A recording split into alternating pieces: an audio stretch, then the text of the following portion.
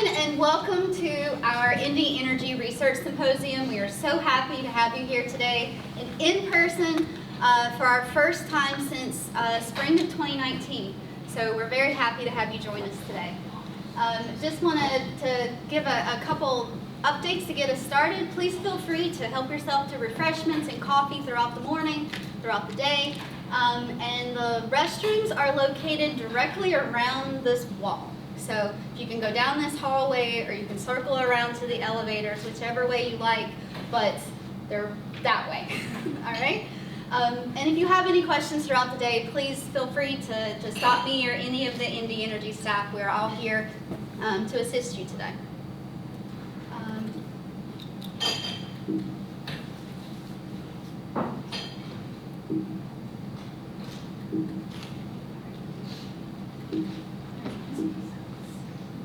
Get this happy.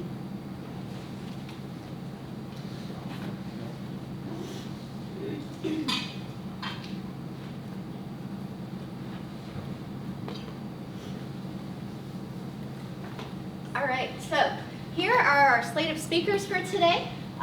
Fortunately, our director, Peter Burns, could not join us today, so I am giving the State of Indie Energy address this morning, and then we'll continue with our faculty speakers throughout the morning. And we will have a break about 10:30 for about 15 minutes, and we'll start back at 10:45.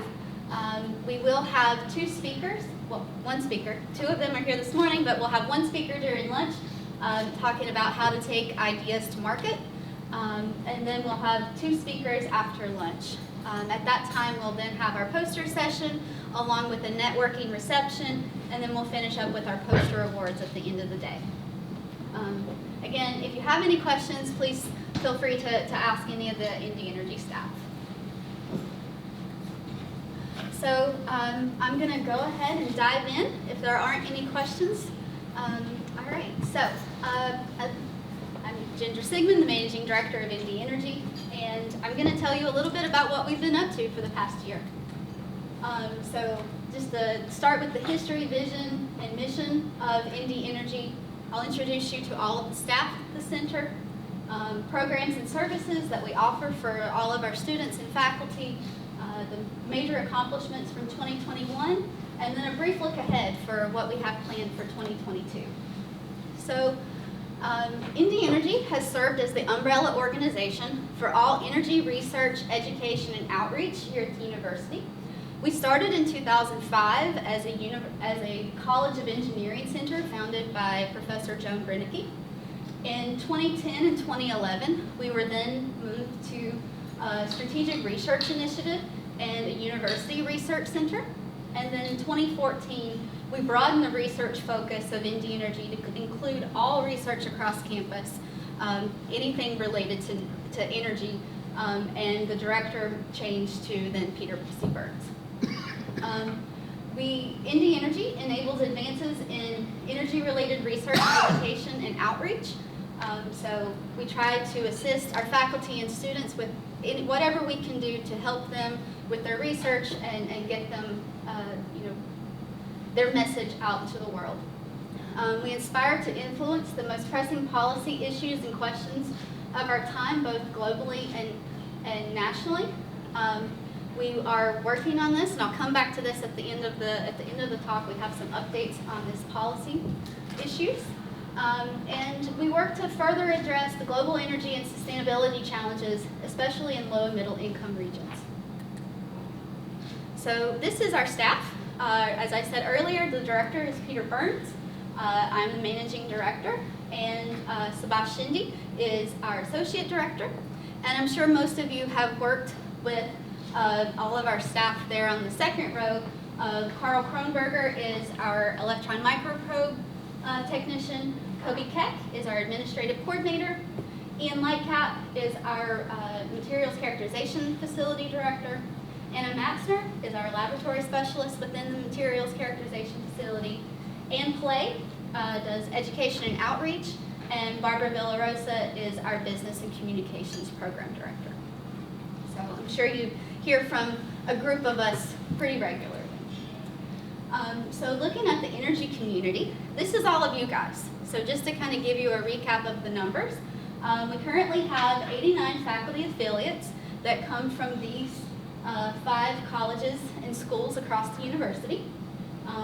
This is including TNR faculty and research faculty that are doing some type of energy research.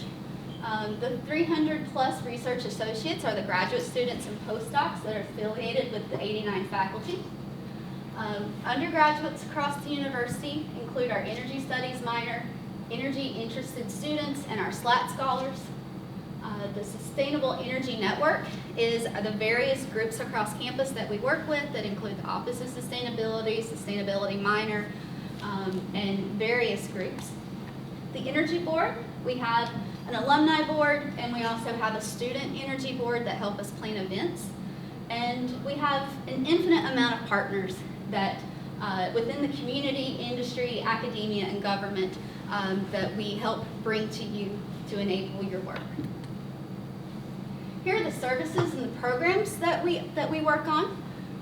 So first is with the strategic development and operations. We work on the mission and the vision of Indy Energy, objectives, strategic priorities, and things that help carry the center forward.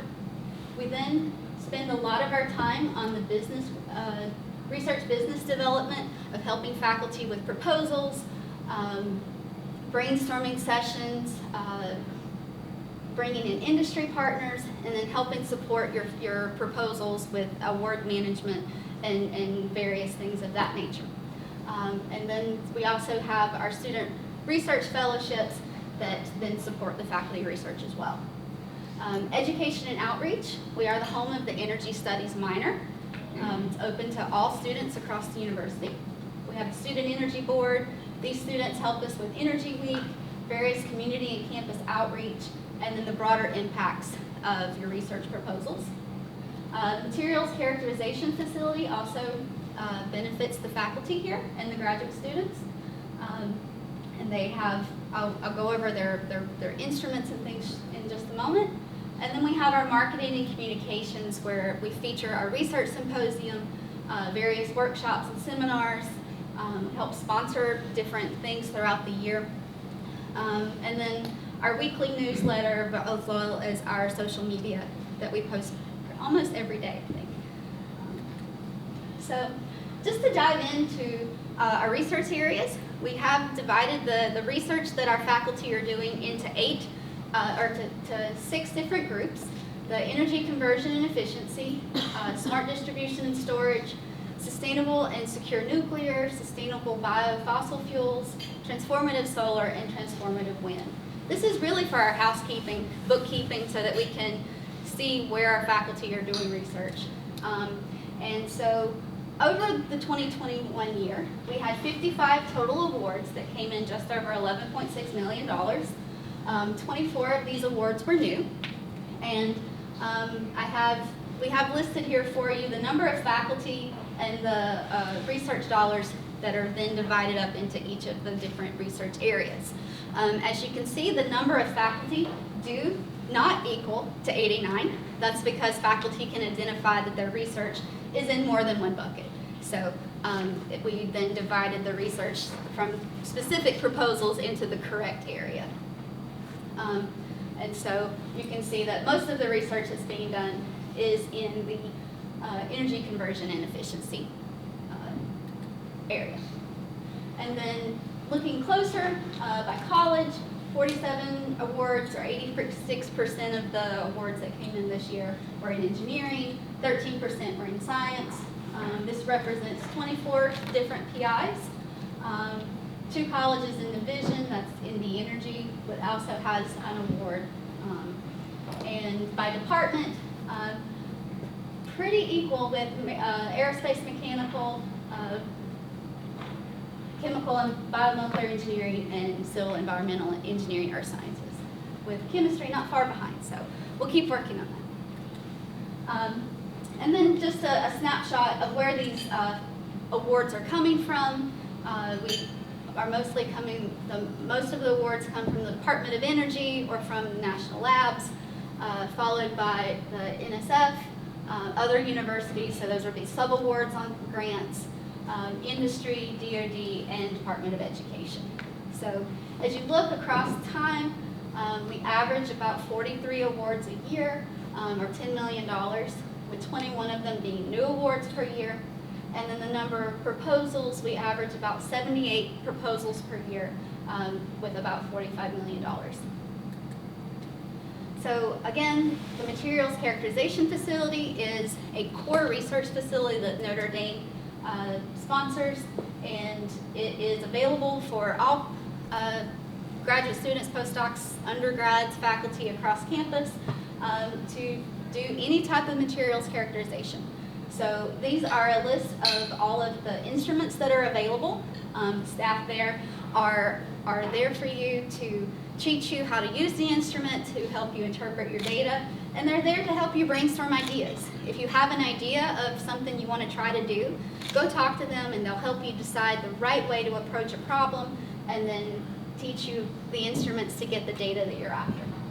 So some updates: new equipment that was purchased in 2021 was the particle size and shape analyzer, dynamic light scatter and zeta potential analyzer, and a density meter. And then new ERR awards that came in is the replacement of the mechanical profilometer and with this optical profilometer pieces.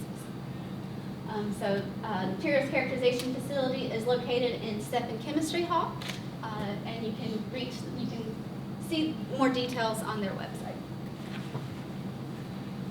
In support of faculty research, we have graduate student fellowships. So these are the 2021 Eilers fellowships. There were 5 awards made. And these are the students and their research programs, as well as the Forgash fellowship in solar research. And this is the Forgash award winner for 2021. We also have undergraduate fellowships. These are our SLAT fellows for 2021. There were 21 awards made, and that's up to an award for undergrads to do research in the laboratories, typically over the summer, but it can be during the academic year. And so we're happy to have them join us in their education.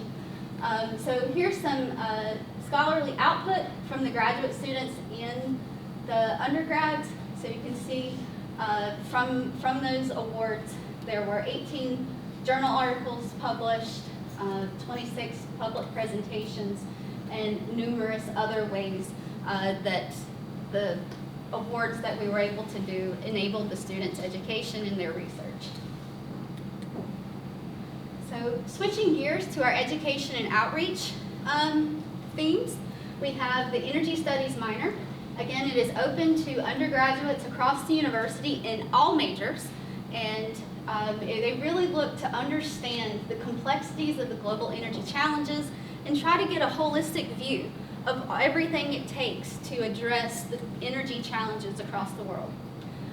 There are 2 required courses that they take, 3 electives, and then their capstone class.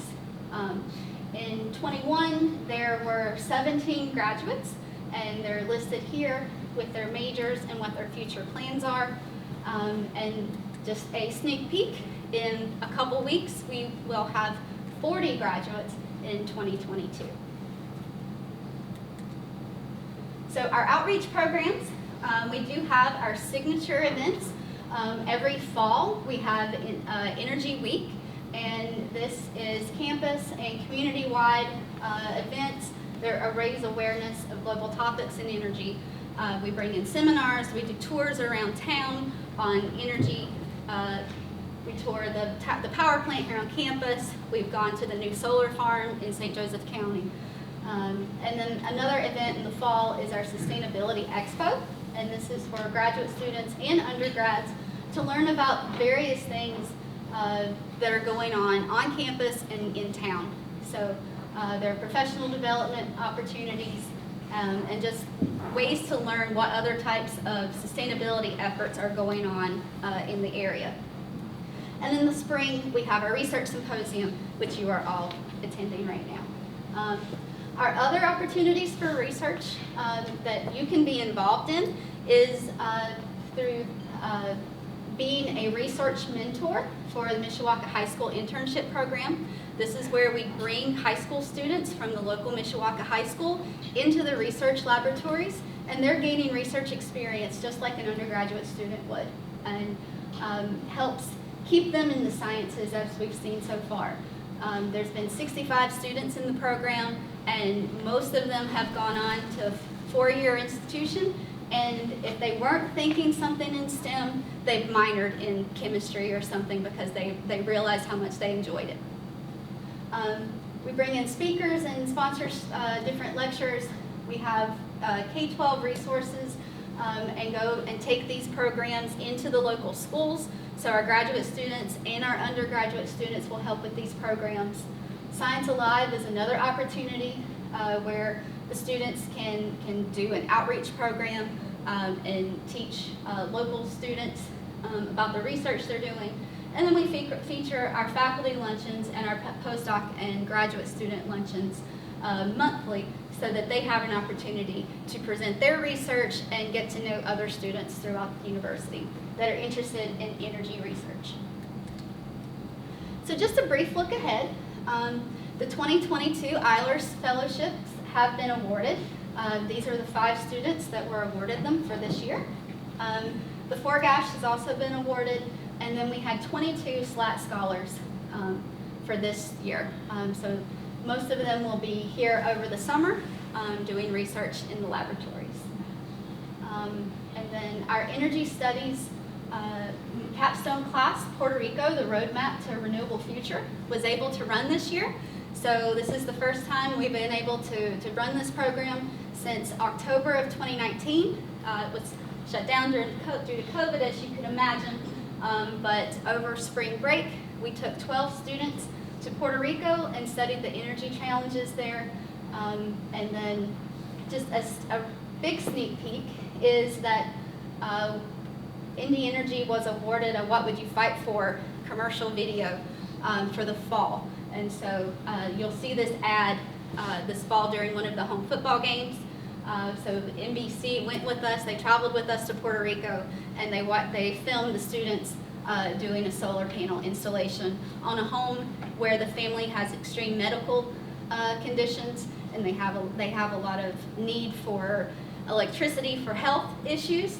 And so giving this family solar, it enables them to not have to worry about all the blackouts and things, where they can have power to run their medical devices. So a couple updates, things that will be happening for throughout the rest of the semester. The Mishawaka High School poster presentation will be around May 17th. The date hasn't quite been set yet, but that's the date we're looking at. There'll be 7 students presenting a poster on the research that they've done this year, and that'll be in Stinson or McCall. Science Alive is usually held the first Saturday in February, and that's been rescheduled for May 21st. And so we will have students doing hands-on outreach programs, and that's in the South Bend Library downtown. And then our summer programs are underway, and these are for our undergraduate students who are on campus during the summer doing research, or SLAT fellows, and any other undergrads that you may have in your laboratories are welcome to participate. And these are professional and networking events for them to be involved with. So to what it's like to be a graduate student, to just some social events for them to meet other people on campus. And then just a quick plug, if you have research proposals or are looking for some assistance in award management, please contact our staff and let us know. We're happy to help you. We are happy to help you plan seminars, bring in speakers. If you're thinking about doing a workshop or a conference, please let us know. We have experience running large conferences here on campus, and we have this new beautiful space to help you host them in. If there's a sponsorship that you would like assistance with, we can help sponsor, again, bringing in speakers or help sending people to a conference perhaps, and outreach programs and activities. So if there's a program that you'd like to get started, or an activity that you want your students to participate in, or you just want help designing an outreach program, please let us know. Contact us. We're happy to help. So with that, I'll leave you with the Connect with Us. As I said, we do post daily on Twitter and Facebook featuring the faculty and the graduate students and the materials characterization facility, our education and outreach programs. So we're doing our best to get your face out into the world as much as we can. Our office is located next door in Stinson-Remick 115, and our website is there at energy.nd.edu. So with that, I will take any questions. Thank you.